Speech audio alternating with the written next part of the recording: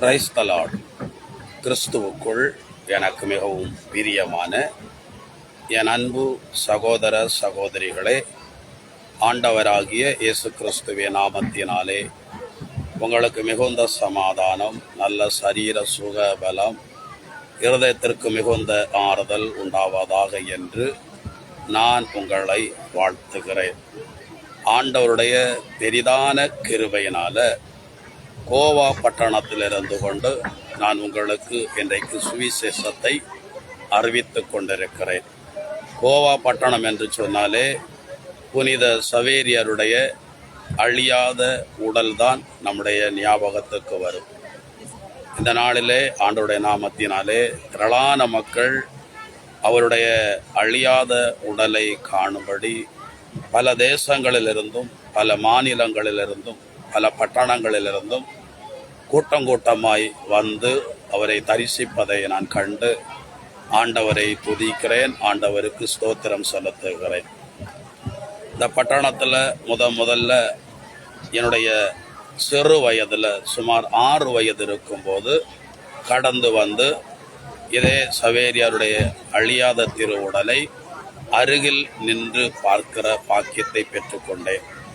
அதற்கு பிறகு 50 வருடங்களுக்கு பிறகு அவருடைய சமூகத்தில் வந்து மறுபடியும் அவர் அருகில் நின்று அவருடைய அழியாத உடலை காணும்படி கர்த்தராகிய தேவன் ஒரு கிருபையை தந்திருக்கிறார்.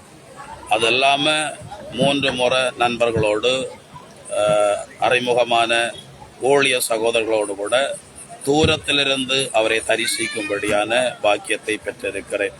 கிட்டத்தட்ட 5 முறை இந்த இடத்துல வந்து அழியாத அவருடைய சரீரத்தை காணும் பாக்கியத்தை ஆண்டவர் எனக்கு கொடுத்திருக்கிறார்.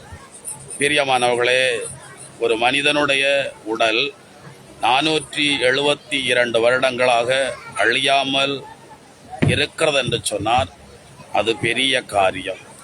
எந்த வாசனை திரவியங்கள் கொண்டு அவருடைய உடலை யாரும் பத்திரப்படுத்தி வைக்கவில்லை.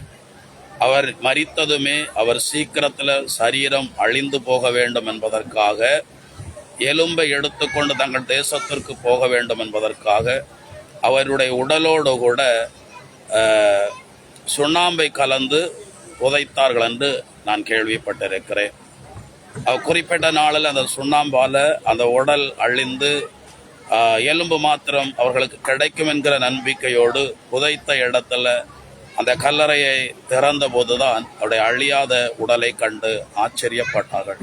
பல மாதங்களாயும் அந்த உடல் அழியாததினாலே அவர்கள் அதற்கு பிறகு இன்னும் அதை பூமியில வைக்க விரும்பாமல் மக்களுடைய பார்வைக்காக வைத்திருக்கிறார்கள். கிட்டத்தட்ட 472 வருடங்களாக அவருடைய சரீரம் இன்னும் அழியாமல் இருப்பது பெரிய காரியம். அவருடைய சரீரம் மாத்திரமல்ல, இன்னும் அநேகம் புனிதர்களுடைய சரீரங்கள் அழியாமல் இருக்கிறது என்பதை நான் கேள்விப்பட்டிருக்கிறேன். பிரியமானவர்களே, நீ மண்ணாய் இருக்கிறாய், மண்ணுக்கு திரும்புவாய் என்றுதான் ஆண்டவர் ஆதாமிடத்திலே சொல்லியிருந்தார். ஆனாலும் சிலர் இன்றும் அழியாதபடிக்கு வருடக்கணக்கில் அவருடைய சரீரம் மரணத்துக்கு முன்னால் எப்படி இருந்ததோ அதுபோல இருக்கும்படி கர்த்தர் அவர்களுக்கு அந்த கிருபையை கொடுத்திருக்கிறார். வேதத்தில் இப்படி எழுதப்பட்டிருக்கிறது, யோசேப்பு தன்னுடைய வாலிப பிராயத்தில் அவன் வாழ்ந்த வீட்டில் உள்ள எஜமானுடைய மனைவி அவரை பலவந்தம் பண்ண பிரயாசப்பட்டாள், அவரோடு கூட படுத்து கொள்ள வேண்டும் என்று ஆசைப்பட்டாள். ஆனால் யோசேப்போ அதற்கு இடம் கொடுக்கவே இல்லை. அதனால் அவர் சிறையில் அடைக்கப்பட்டார். இருந்தாலும் அவர் அதை பொறுத்து கொண்டார். பிரியமானவர்களே, வருடங்களுக்கு பிறகு அவர் ஆண்டுடைய நாமத்தினாலே எகிப்து தேசத்துக்கு உயர்த்தப்பட்டார். அதே போல புனித சவேரியருடைய உடல் அழியாததற்கு பல காரணங்களை, பல காரியங்களை பலர் சொல்லுகிறார்கள். அதில் நான் கேள்விப்பட்ட ஒரு காரியம், அவர் ஊழியம் செய்கிற காலத்தில் அவரே ஒரு பெண் அதிகமாக பாவத்துக்கு ஏதுவான கவர்ச்சியூட்டுகிற காரியங்களை செய்து வசீகரிப்பதற்காக பல முறை பிரயாசப்பட்டிருக்கிறார்கள். எத்தனை முறை அவள் பிரயாசப்பட்டாலும் அவரோ அதற்கு உடன்படவில்லை, அதற்கு ஒத்துழைக்கவில்லை. ஒரு முறை அவளுக்கு எப்படியாவது கிறிஸ்துவின் அன்பை தெரியப்படுத்தி இந்த பாவ சந்தோஷத்திலிருந்து அவளை வெளியே கொண்டு வர வேண்டும் என்பதற்காக அவளை அழைத்து அன்பாய் அவளிடத்தில் சில காரியங்களை சொல்லி அவளுக்கு முன்பாக தன்னுடைய தொடை பகுதியிலிருந்து கொஞ்சம் சதையா வெட்டி எடுத்து அவளிடத்துல ஒரு சின்ன பெட்டியில பத்திரப்படுத்தும்படி சொன்னார். நீ என்னிடத்துல கொண்டு வரும் வரைக்கும் அதை திறக்க கூடாது என்று சொன்னார். அவளும் சில நாட்களுக்கு பிறகு அந்த சவேரியாருடைய சரீரத்திலிருந்து வெட்டி எடுக்கப்பட்ட சதையை பத்திரப்படுத்தி வைத்திருந்தவள் கொண்டு வந்து கொடுத்தாள். அவளுக்கு கண்ணுக்கு முன்னால அதை திறந்து பார்த்தபோது அந்த சதை இருந்த பகுதி முழுவதும் புழுக்களால் நிரம்பி இருந்தது. அதை காட்டி அவளுக்கு ஒரு சத்தியத்தை சொன்னாராம். மரித்தால் சரீரம் மண்ணுக்கு, மண்ணுடைய புழுக்கள் கொண்டாடக்கூடிய இதையா நீ விரும்புகிறாய் என்று சொல்லி அந்த பாவ சந்தோஷத்துக்கு அவள் இடம் கொடாமல் அந்த இடத்துல இந்த பாவத்தை குறித்ததான நியாய தீர்ப்பை குறித்து அவளோடு பேசி அவள் மனம் திரும்புவதற்கு அவர் காரணமாயிருந்தார். அதனால தான் என்னவோ அவருடைய சரீரம் பாவத்துக்கு இடம் கொடாதபடி அவர் வாழ்ந்தது நிமித்த ஆண்டவர் சரீரத்தை அழியாதபடிக்கு காத்து கொண்டிருக்கிறார் என்று நான் விசுவாசிக்கிறேன். இந்த உலக முழுவதையும் தனதாக்கி கொண்டாலும் தன் ஆத்துமாவை இழந்து போனால் அவனுக்கு வருகிற பலன் என்ன என்றுதான் அந்த விருது வாக்கியத்தான் அவர் பிடித்து கொண்டு இந்த உலகம் முழுவதும் சுவிசேஷத்தை அறிவிப்பதற்காக தன் சொந்த தேசத்தை விட்டு புறப்பட்டு பிரியமானவர்களை கப்பல் பிரயாணம் செய்து இந்தியாவில் வந்து இறங்கி இந்தியாவின் கடற்கரை கிராமங்களிலே சுவிசேஷத்தை அறிவித்து அப்படியே சீனா தேசத்துக்கு போய் அங்கே வச்சு அவர் மரித்தார் என்று சரித்திரம் சொல்லுகிறது.